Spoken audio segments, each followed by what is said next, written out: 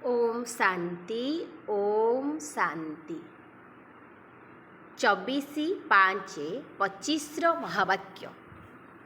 बाबा कहिछन्ति मीठे बच्चे अमृत बेलारे निजर अन्य समस्त संकल्प को बंद करी एकमात्र बाबा को बहुत स्नेहर सहित मने पकाओ। बाबांको सहित मिठा मिठा रुह रिहान कर अर्थात आत्मिक वार्तालाप कर। प्रश्न अछि तुम मानकर प्रत्येक कथार अर्थ रहिछि तुम मानकर प्रत्येक कथारे अर्थ रहिछि अर्थ सहित शब्द किए कहि पारिबो। उत्तर अछि जेउ माने देही अभिमानी अटंती सेही माने प्रत्येक कथा अर्थ सहित कहि पारिबे। बाबा तुम मानकु संगमरे जहा सबु शिखाउछन्ति ताहा अर्थ सहित अटे। देह अभिमानर बसीभूत होई मनुष्य जहा सबु कहउछन्ति से सबु अर्थविहीन होइथिबा कारणरू अनर्थ अटे। सेथिरु कौनसी फल मिलु नाही बा लाभ हेउ नाही। गीत अछि नयनहीन को राह दिखाओ प्रभु। ओम शांति। एसबु पिला भक्ति मार्गर गीत। तुम मानंक पाई एसबुर कौनसी आवश्यकता नाही, कौनसी कष्टकर कथा नाही। भक्ति मार्गरे तो केते कष्ट करिबाकू पड़ुछि, केते नीति नियम रहिछि। ब्राह्मण खुआइबा एपरी करिबा तीर्थ आदि को जाई बहुत किछि करिबाकू होइथाय। बाबा तुम मानकू सबु कष्टरू मुक्त करि देउछन्ति। एथिरे किछि भी कष्ट करिबार नाही। मुखरे शिव शिव मध्य कहिबार आवश्यकता नाही। एपरी कौनसी कायदा नाही एवं ता द्वारा कौनसी फल मध्य मिलिब नाही। बाबा कहउछन्ति केवल अंतरर अनुभव करिबाकू हेबो जे मु आत्मा। बाबा कहउछन्ति मते मने पकाओ, तेणु अंतर्मुखी होई बाबांकु ही मने पकाओ। तेबे बाबा प्रतिज्ञा करुछन्ति तुमर पाप भस्म होइजिब। एहा जोग अग्नि अटे जेउथिरे तुमर विकर्म विनाश हेबो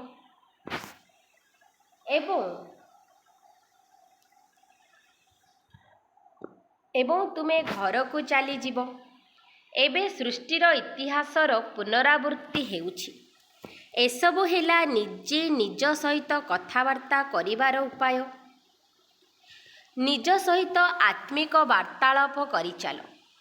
बाबा कहउछन्ति मु कल्प कल्प तुमको एही उपाय बताउछि।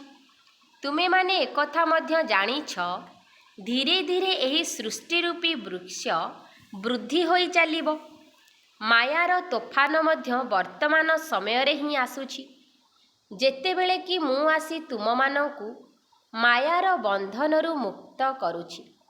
सत्य जुगरे कौनसी बंधन रहिब नाही। एही पुरुषोत्तम जुगर अर्थात एही पुरुषोत्तम जुगर यथार्थ अर्थ मध्य वर्तमान अर्थ सहित तुम मानक बुद्धि रे अछि। एठारे प्रत्येक कथार यथार्थ अर्थ रहिछि।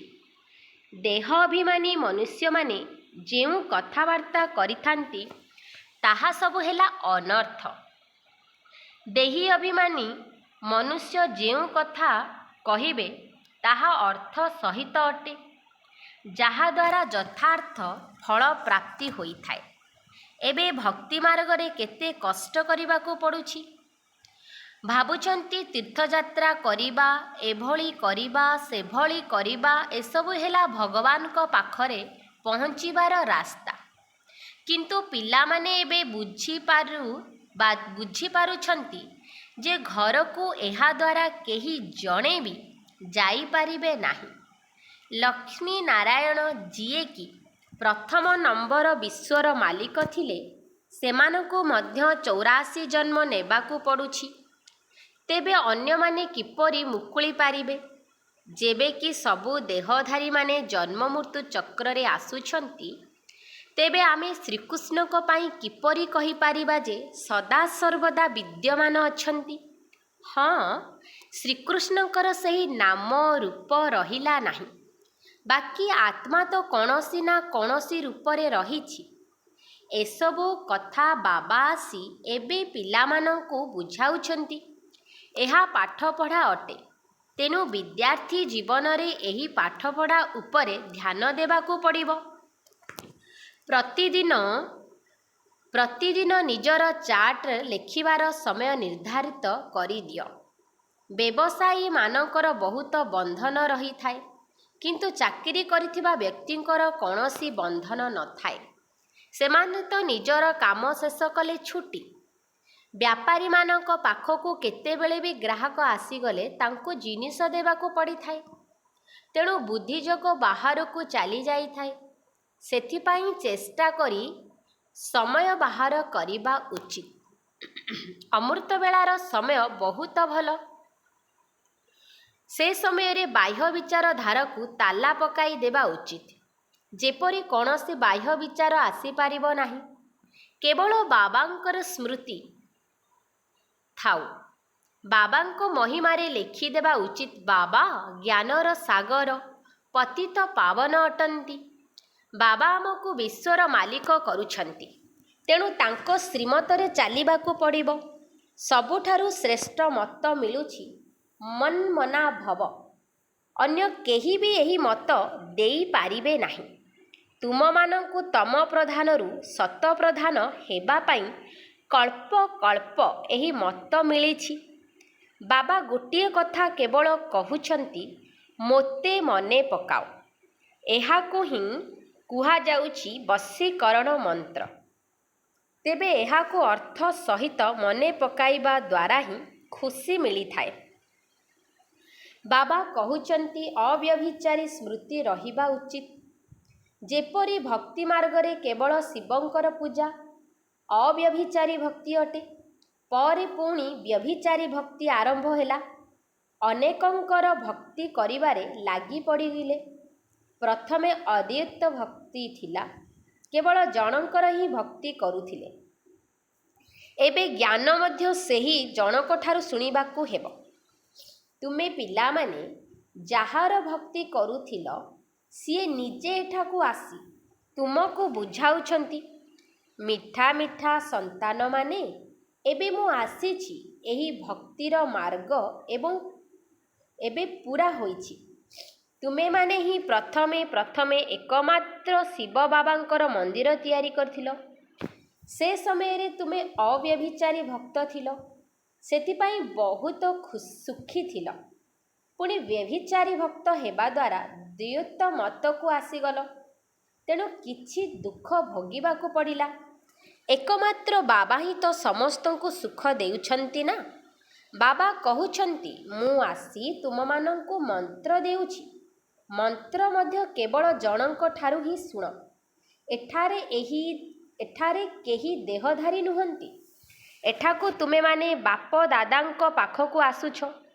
ଶିବ ବାବାଙ୍କ ଠାରୁ ଉଚ୍ଚ କେହି ନାହାନ୍ତି। ତାଙ୍କୁ ହିଁ ସମସ୍ତେ ମନେ ପକାଉଛନ୍ତି। ଭାରତ ହିଁ ସ୍ୱର୍ଗ ଥିଲା, ଲକ୍ଷ୍ମୀନାରାୟଣଙ୍କର ରାଜ୍ୟ ଥିଲା। ଏବେ ତାଙ୍କୁ ଏପରି ଯୋଗ୍ୟ କିଏ କରିଥିଲେ, ଯାହାଙ୍କର ତୁମେ ପୂଜା କରୁଛ? କେହି ଜାଣିନାହାନ୍ତି ଯେ ମହାଲକ୍ଷ୍ମୀ କିଏ, ମହାଲକ୍ଷ୍ମୀଙ୍କର ପୂର୍ବଜନ୍ମ କ'ଣ ଥିଲା। ତୁମେ ପିଲାମାନେ ଜାଣିଛ ଯେ ଜଗଦମ୍ବା ଅଟନ୍ତି। ତୁମେ ସବୁ ମାତା ଅଟ। ବନ୍ଦେ ମାତରମ୍। ସାରା ଜଗତ ଉପରେ ତୁମେମାନେ ହିଁ ନିଜର ଆସ୍ଥାନ ଜମାଉଛ। ଭାରତ ମାତା କେବଳ ଜଣଙ୍କର ନାମ ନୁହେଁ। ତୁମେ ସମସ୍ତେ ଯୋଗବଳ ଦ୍ୱାରା ଶିବଙ୍କଠାରୁ ଶକ୍ତି ନେଉଛ, କିନ୍ତୁ ଶକ୍ତି ନେବାରେ ମାୟା ହସ୍ତକ୍ଷେପ କରୁଛି।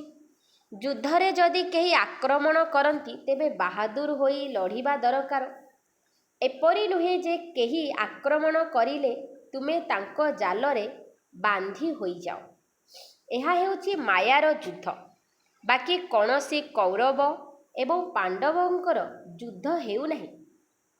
ବର୍ତ୍ତମାନ ତ ପରସ୍ପର ମଧ୍ୟରେ ଯୁଦ୍ଧ ଚାଲିଛି। ମନୁଷ୍ୟମାନେ ଯେତେବେଳେ ଲଢ଼େଇ କରିଥାନ୍ତି, ଏକ ଗଜ 2 ଗଜ ଜମି ପାଇଁ ମଧ୍ୟ ଗଳା କାଟି ଦେଇଥାନ୍ତି। ଏବେ ବାବା ଆସି ବୁଝାଉଛନ୍ତି ଏହିପରି ଡ୍ରାମା ତିଆରି ହୋଇଛି। ରାମରାଜ୍ୟ ଏବଂ ରାବଣ ରାଜ୍ୟ। ଏବେ ତୁମେମାନେ ଜାଣୁଛ ଯେ ଆମେ ରାମ ରାଜ୍ୟକୁ ଯିବୁ, ଯେଉଁଠାରେ ଅସରନ୍ତି ସୁଖ ରହିଛି। ତାର ନାମ ହିଁ ହେଉଛି ସୁଖଧାମ। ସେଠାରେ ଦୁଃଖର ଚିହ୍ନ ବର୍ଣ୍ଣ ରହିବ ନାହିଁ। ବାବା ବର୍ତ୍ତମାନ ଏପରି ରାଜତ୍ୱର ଅଧିକାରୀ କରିବା ପାଇଁ ଆସିଛନ୍ତି। ତେଣୁ ପିଲାମାନେ କେତେ ପୁରୁଷାର୍ଥ କରିବାକୁ ହେବ। ମୁଁ ବାରମ୍ବାର କହୁଛି, ପିଲାମାନେ ଥକି ଯାଅ ନାହିଁ। ଶିବ ବାବାଙ୍କୁ ସ୍ମରଣ କରି ଚାଲ। ସେ ମଧ୍ୟ ବିନ୍ଦୁ, ଆମେ ଆତ୍ମାମାନେ ମଧ୍ୟ ବିନ୍ଦୁ। ଆମେମାନେ ଏଠାକୁ ଅଭିନୟ କରିବାକୁ ଆସିଛୁ।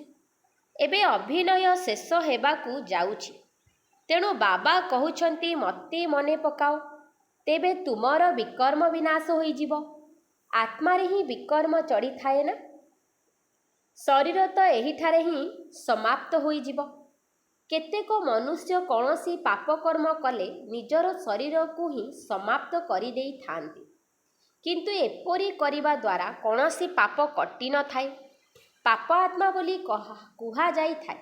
ସାଧୁ ସନ୍ଥ ଆଦି ତ କହିଦେଉଛନ୍ତି, ଆତ୍ମା ନିର୍ଲେପ। ଆତ୍ମା ହିଁ ପରମ ଆତ୍ମା ଅଟେ। ଏଠାରେ ଅନେକ ମତ ରହିଛି। ବର୍ତ୍ତମାନ ତୁମକୁ ଗୋଟିଏ ମତ ମିଳୁଛି।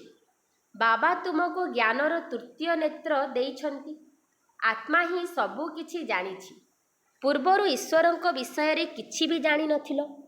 ସୃଷ୍ଟିଚକ୍ର କିପରି ଘୁରୁଛି, ଆତ୍ମା କେତେ ଛୋଟ, ବାବା ପ୍ରଥମେ ପ୍ରଥମେ ଆତ୍ମାର ଅନୁଭୂତି କରାଉଛନ୍ତି।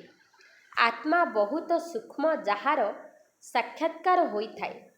ଏସବୁ ଭକ୍ତି ମାର୍ଗର କଥା। ଜ୍ଞାନର କଥା ତ ବାବା ହିଁ ବୁଝାଉଛନ୍ତି। ସେ ମଧ୍ୟ ଭୃକୁଟି ମଝିରେ ଆସି ବିରାଜମାନ କରୁଛନ୍ତି। ଇଏ ମଧ୍ୟ ତୁରନ୍ତ ବୁଝି ଯାଉଛନ୍ତି।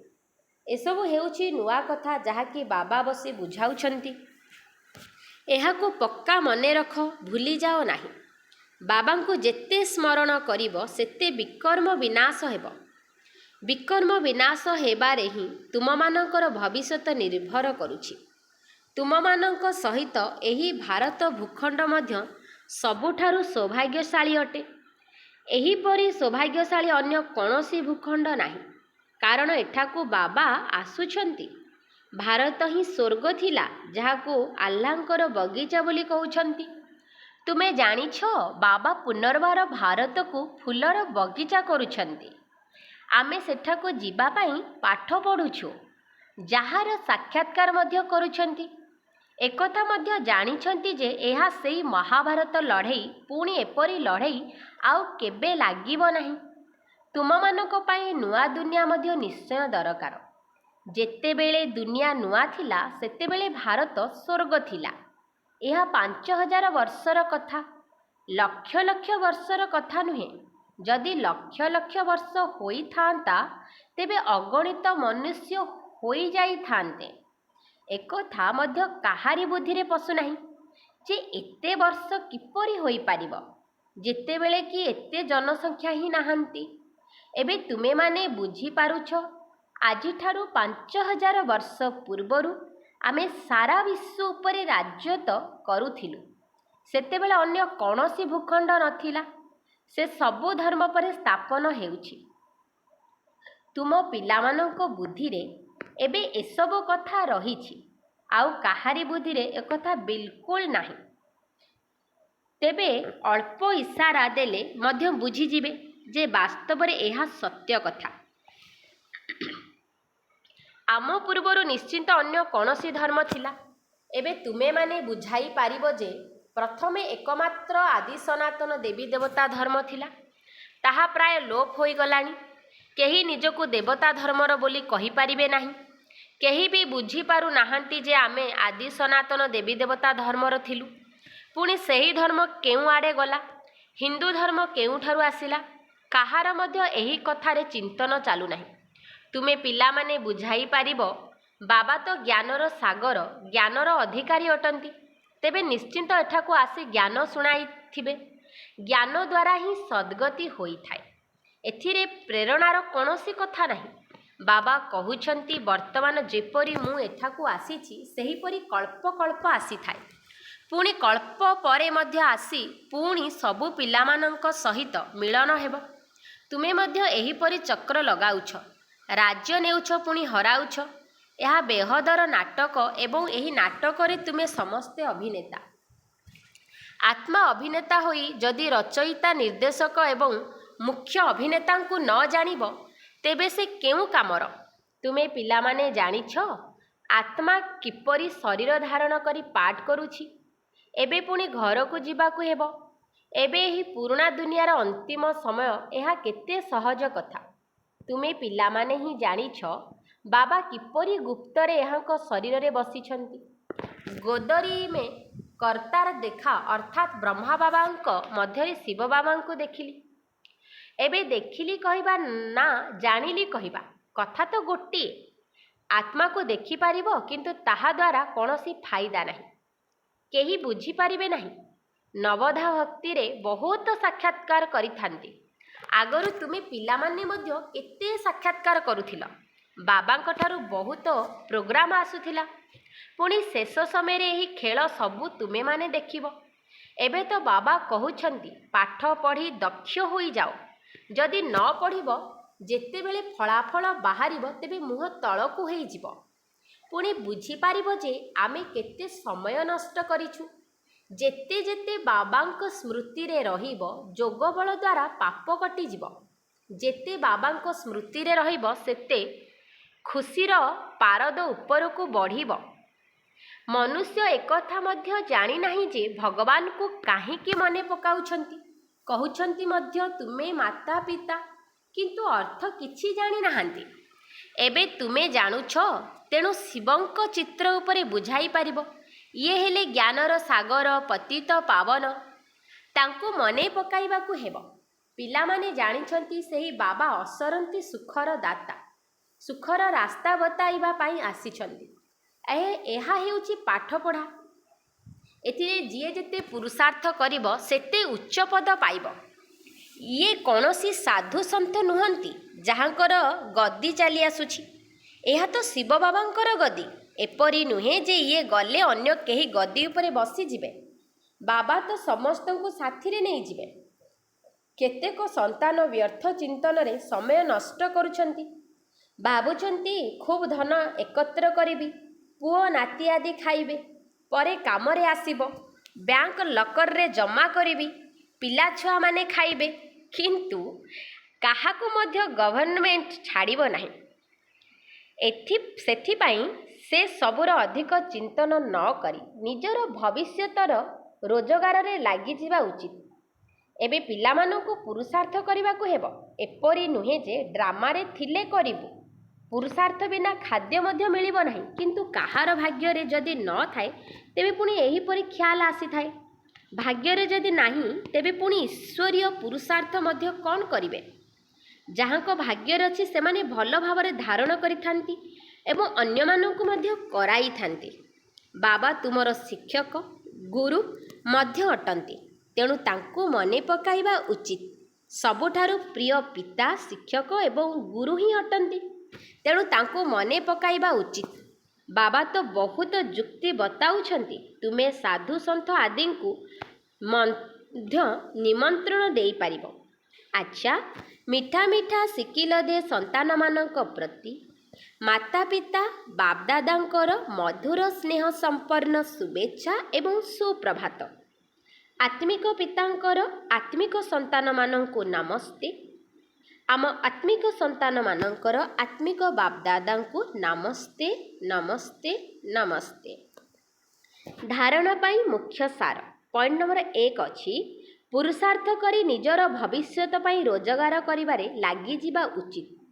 ଡ୍ରାମାରେ ଥିଲେ କରିବି ଏକଥା କେହି ପୁରୁଷାର୍ଥହୀନ ହେବା ଉଚିତ ନୁହେଁ। ପଏଣ୍ଟ ନମ୍ବର 2 ଅଛି, ସାରା ଦିନରେ ଯାହା କିଛି ପାପ ହେଉଛି ବା କାହାକୁ ଦୁଃଖ ଦେଉଛେ ସେଗୁଡ଼ିକୁ ଲେଖିବାକୁ ହେବ ଏବଂ ସତ୍ୟତାର ସହିତ ବାବାଙ୍କୁ ଶୁଣାଇବାକୁ ପଡ଼ିବ। ସ୍ୱଚ୍ଛ ହୃଦୟରେ ଏକମାତ୍ର ବାବାଙ୍କୁ ମନେ ପକାଇ ସମସ୍ତ ହିସାବ କିତାବକୁ ଚୁକ୍ତ କରିବାକୁ ହେବ। ବରଦାନ: ନିଜର ମୁକୁଟ ଏବଂ ସିଂହାସନକୁ ସର୍ବଦା କାୟମ ରଖୁଥିବା ନିରନ୍ତର ସ୍ୱତଃ ଯୋଗୀ ଭବ। ବର୍ତ୍ତମାନ ସମୟରେ ବାବାଙ୍କ ଦ୍ୱାରା ସବୁ ପିଲାଙ୍କୁ ମୁକୁଟ ଏବଂ ସିଂହାସନ ପ୍ରାପ୍ତ ହେଉଛି। ବର୍ତ୍ତମାନର ଏହି ମୁକୁଟ ଏବଂ ସିଂହାସନ ଅନେକ ଜନ୍ମ ପାଇଁ ମୁକୁଟ ଏବଂ ସିଂହାସନ ପ୍ରାପ୍ତ କରାଇଥାଏ। ଯଦି ଏହି ବିଶ୍ୱ କଲ୍ୟାଣର ଦାୟିତ୍ୱର ମୁକୁଟ ଏବଂ ବାପଦାଦାଙ୍କର ହୃଦୟ ସିଂହାସନ ସର୍ବଦା କାୟମ ରହିଥିବ, ତେବେ ନିରନ୍ତର ସ୍ୱତଃ ଯୋଗୀ ହୋଇଯିବ।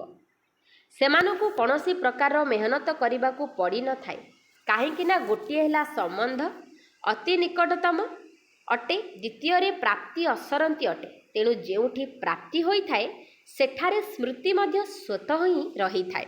ସ୍ଲୋଗାନ: ଯଦି ପ୍ଲେନ୍ ବୁଦ୍ଧି ଅର୍ଥାତ୍ ସ୍ୱଚ୍ଛ ବୁଦ୍ଧି ଦ୍ୱାରା ପ୍ଲାନ୍ ଅର୍ଥାତ୍ ସେବାର ଯୋଜନା ଗୁଡ଼ିକୁ କାର୍ଯ୍ୟକାରୀ କରିବ, ତେବେ ସେଥିରେ ସଫଳତା ଅନ୍ତର୍ନିହିତ ଅଟେ।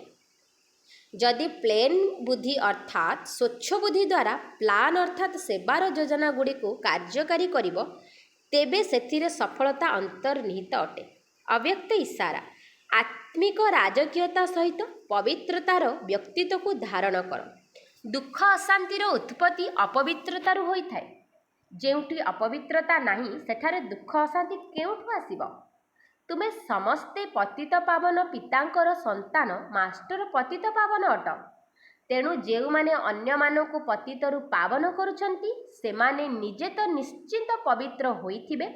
ଏହିଭଳି ପବିତ୍ର ଆତ୍ମାମାନଙ୍କ ନିକଟରେ ସୁଖ ଶାନ୍ତି ତ ସ୍ୱତଃ ହିଁ ରହିବ।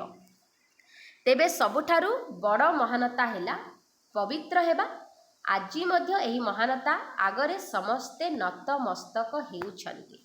ଆଚ୍ଛା, ଓମ୍ ଶାନ୍ତି, ଓମ୍ ଶାନ୍ତି।